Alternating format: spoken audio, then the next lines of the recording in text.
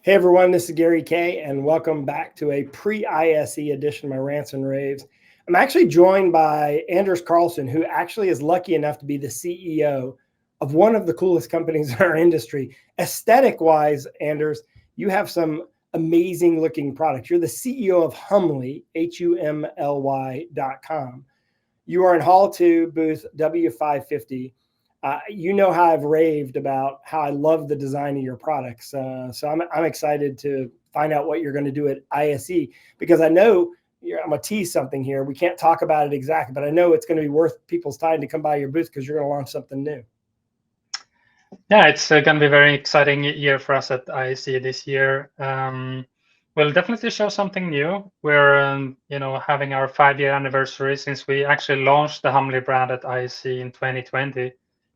Just before the pandemic and everything. So for us, we're very excited about, being here again. And like you said, we can't talk too much about it, but it's going to be sensor related, and it's going to be a very tight fit into our existing workplace experience platform. So you should definitely come by and take a look at it. Yeah, I mean, if you don't know Humly and you don't know their product line, you should definitely get to know it. Go to humly.com. I'm showing some images now of just how beautiful the aesthetic of your product line is. And obviously, you've got a unique niche in the market in that you're helping people with space booking and also sort of like meeting organization. I think those are the two areas I'd say that is your expertise. You've recently you've added an integration with Google, which obviously has become a big platform all of a sudden, even in the commercial spaces. But also, of course, you've had a partnership with Microsoft for many years.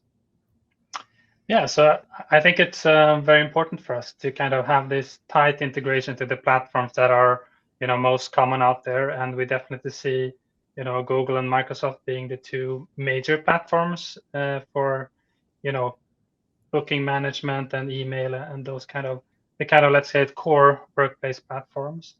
And so for us, it's been very exciting to kind of build on top of what they're already doing, and especially since they are also developing their APIs and functionality, which actually makes our job, more interesting because we get more APIs to play around with and, build on top of, which has been for 2024 a very exciting year since Microsoft finally came out with, Microsoft Places, and we have already implemented a few integrations with that platform, and we're going to show some of that also at ISE. So definitely worth coming by to see that, for real. That's going to be very exciting to see what we can do in 2025. Yeah. Well, you talked about your Microsoft Places integration, but you've also improved your booking device to accommodate height adjustable desks, which most co-working spaces have now. That is something new that people may not know about. No, and I think this is something we kind of added on as a kind of last minute feature that we were integrating with a desk control system called Linac.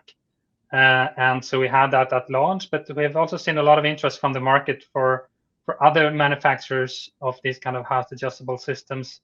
So we've actually spent some time developing both new hardware and software to be able to control.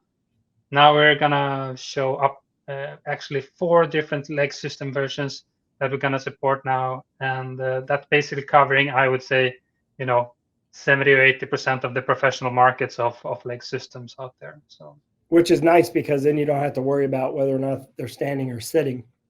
The device works either way. You don't have to worry about cable management or any of that kind of stuff. Just a kind of an industry question. 2025, from a UC standpoint, obviously 24 was a great year for you. You've continued to grow. What's your outlook on 2025 as we seem to have?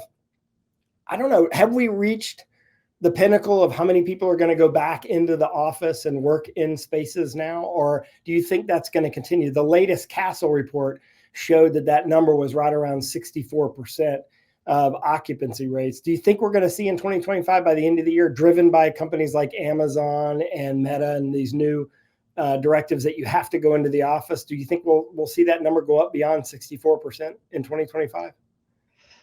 And not by much, to be honest. I think that we kind of found the sweet spot now. I think when the kind of things swung, in both ways, kind of coming back to work, mandates, and then working from home and so on. I think there is a sweet spot where you have to be in office to kind of do the social interaction, the innovation, and the kind of social and kind of and the company culture. But because at the end of the day, companies are people, and people coming together is what's creating a company culture, I would say. And so that's why I don't think that we will see fully remote growing very much. However, I do see that maybe some companies will push for higher level of office participation. I don't think full time will be very strong, but maybe 4 days a week, 3 days a week. And I think it's to kind of protect that kind of company culture part of it rather than anything else, because I think it's pretty clear we're not much more efficient when we're actually in office compared to working at home. It's just that we do different things. So when you need to collaborate on a project, it's easier a lot of times to be there in person. I tend to agree with you that I think we spent the last 2 years, 3 years maybe trying to convince people to come back to the office, and we've now hit a saturation point, and we need to just move on based on where we are now. And so therefore you need a good set of work from home tools and a good set of work from work tools. And I think you provide that unique capability to help with both. Congratulations again. Humley is at humley.com. You should definitely check them out. Anders, you're a great example of differentiation in our market, adding some value that should be specified anytime you're doing it companies aren't going to generally, a company isn't going to call an integrator and say, we need a desk booking device. They're going to call and say, we need meeting rooms and we need better utilization of our space. And the integrators need to think, okay, how can I do that? And what you're doing with Microsoft Places and your booking devices are great examples of that. So I love your products. Again, Humley will be at Hall 2 in booth W550. Anders will actually, he's the CEO of the company. He's actually going to be there to celebrate the 5th anniversary of the company. And happy birthday to you, Anders, and your company. And congratulations on your success. Yeah. Thank you very much, Gary. All of our ISE coverage will be at ravepubs.com/ISE. If you happen to be watching this video after the show, we've already gone to his booth and we've already shot the products. We'll shoot all the new stuff that they have and all the existing stuff. You can go to our video search window on that page and just type in Humley and see everything. And I hope to see all of y'all there. And Anders, I will definitely see you. And thanks for joining me today. Yeah, looking forward to it. Take care. Thank you.